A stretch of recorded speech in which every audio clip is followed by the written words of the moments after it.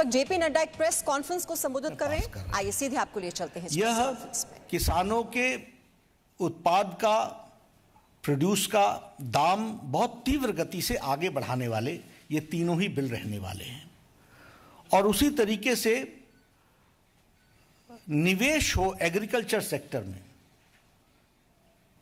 कृषि क्षेत्र में निवेश को बढ़ाने में ये तीनों ही बिल बहुत महत्वपूर्ण भी हैं और बहुत लाभकारी भी हैं, कारक हैं। इसको हमको समझना चाहिए। अब मैं अगर बात करूं एसेंशियल फूड कमोडिटीज एक्ट की, 1955 का एक्ट है, 1955 का। उस समय हमारे यहाँ फूड ग्रेन्स की शॉर्टेज थी। 10 मिलियन टन उस समय वीट होता था। आज 10 गुना बढ़ गया है वीट का प्रोडक्शन, 100 मिलियन टन हो गया है। उस समय राइस का प्रोडक्शन जो है अभी 4 गुना बढ़ गया है। उस समय 25 मिलियन टन था, आज 110 मिलियन टन है। उसी तरीके से दालों का लगभग 2.5 गुना बढ़ गया है, 10 मिलियन टन से 25 मिलियन टन हो गया है। तो ये जो बिल आया था वो उस समय था जब शॉर्टेज थी, रेगुलेट करने की जरूरत थी और कोई होर्डिंग ना हो और इसका सही दाम मिल सके, सही समय पर लग सके, इस बात के लिए था। अब इसको डीरेगुलेट करते हुए इसमें कोशिश ये रही है कि एक्स्ट्रा ऑर्डिनरी सर्कमस्टांसेस में, अब एक्स्ट्रा ऑर्डिनरी सर्कमस्टांसेस क्या है? फेमीन है, वॉर है, अकाल आता है, नेचुरल कैलेमिटी होती है। तो इन सबको ध्यान में रखते हुए इस बिल को बनाया गया है, जिसमें ये एक स्मूथनेस आएगी और इसके माध्यम से प्राइवेट सेक्टर भी इन्वेस्ट करेगा, वह भी निवेश करेगा और उसको भी इसमें से एक उत्पाद लेने की इच्छा जाहिर होगी। यह एक इस विषय को हमको ध्यान में रखना चाहिए। उसी तरीके से ये जो farmers produce and trade and commerce का विषय है, इसको भी फार्मर्स को फैसिलिटेट करने का प्रयास है, किसान को सुविधा देने का प्रयास है। सुविधाजनक तरीके से किसान अपने उत्पाद को बेच सके, इसकी व्यवस्था है। और इसका जो मूल है कि अनाज मंडी के थ्रू, अभी क्या है, अनाज मंडी के थ्रू ही बेचा जाता है। यह आपको सुविधा देता है कि अनाज मंडी से बाहर भी आप बेच सकते हैं और आप अपने दाम को तय कर सकते हैं। और इसी तरीके से ये ट्रांसपेरेंट, पारदर्शी व्यवस्था है और किसान कंपेयर कर लेगा कि कहां हमको उचित दाम मिल रहा है। कॉम्पिटिटिव होगा कि हमको वहां इतना दाम मिल रहा है, आप इतने में देंगे तो मैं यहां बेचूंगा। ये कंपटीशन का भी इसमें से विषय आएगा।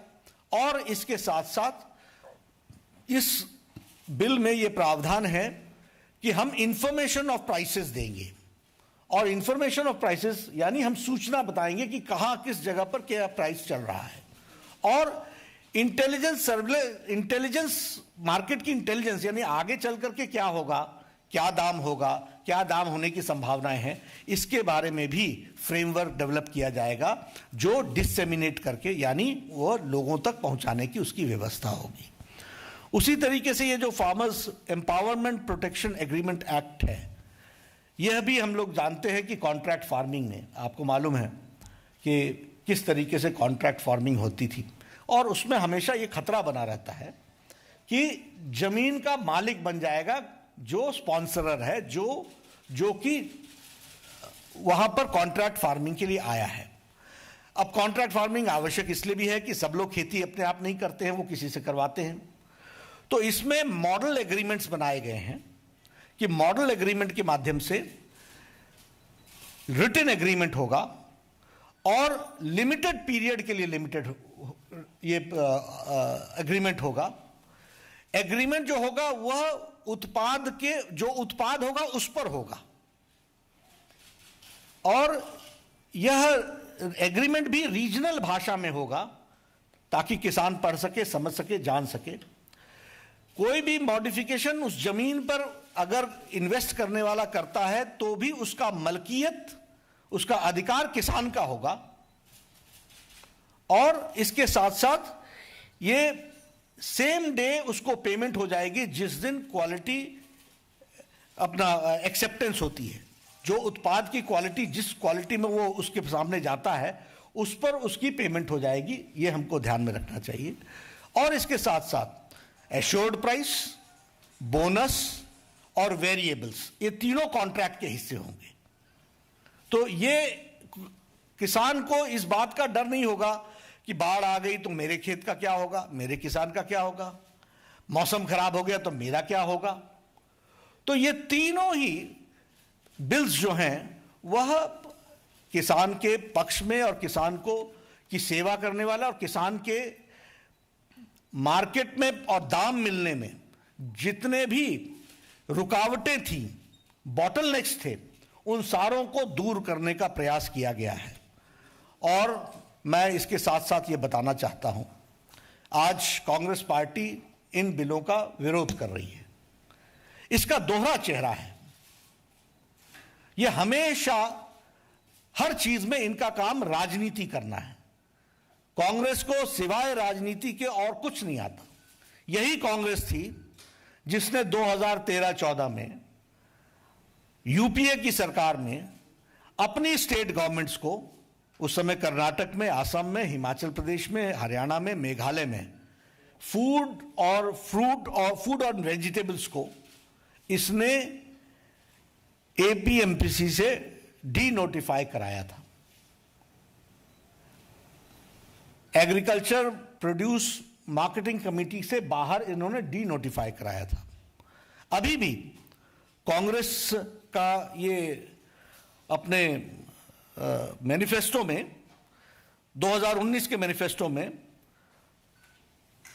वो बड़े स्पष्ट शब्दों में पैराग्राफ 11 में लिखते हैं कि Congress will repeal agriculture produce market committees act and make trade agriculture produce including exports and intra state free from all restrictions. ये देखिए, Congress unleashes wholesale reform fruit and vegetable mandis.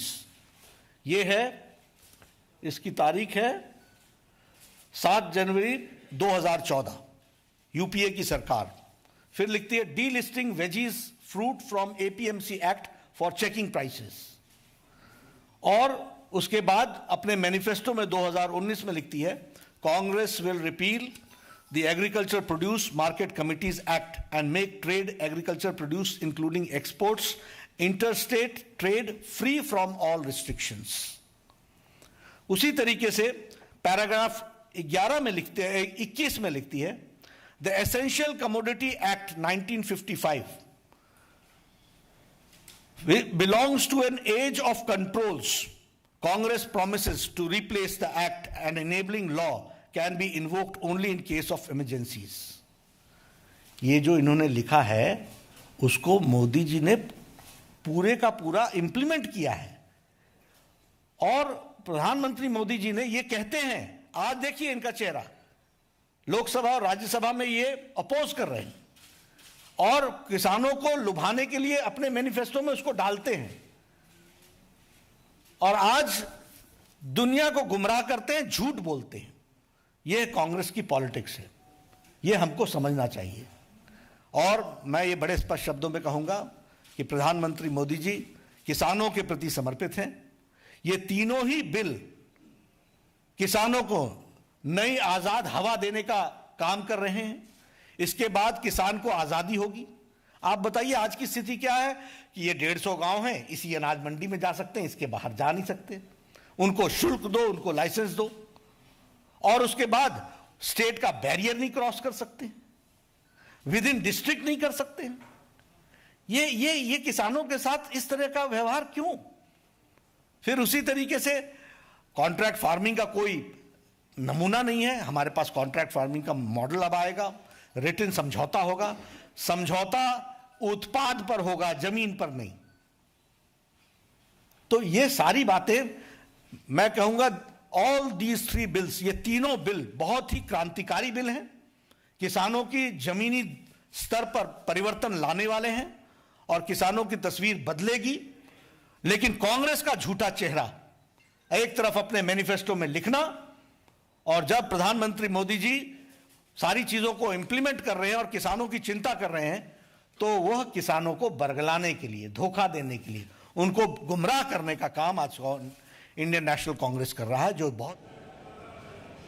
तो किसानों की बेहतरी के लिए 3 बिल लाए गए हैं, जिनके बारे में जानकारी दे रहे थे जेपी नड्डा। और साथ ही कांग्रेस के दोहरे चरित्र का भी उन्होंने आरोप लगाया कि किसानों को लेकर, किसानों को लुभाने के लिए जो घोषणा पत्र में चीजें शामिल की जाती हैं, वही जब संसद में बिल के रूप में आती हैं तो कांग्रेस उनका विरोध करना शुरू कर देती है, राजनीति करती है। एक छोटे से ब्रेक के लिए यहाँ पर रुक रहे हैं। Presenting B News app available on Google Play and App Store. Download it now.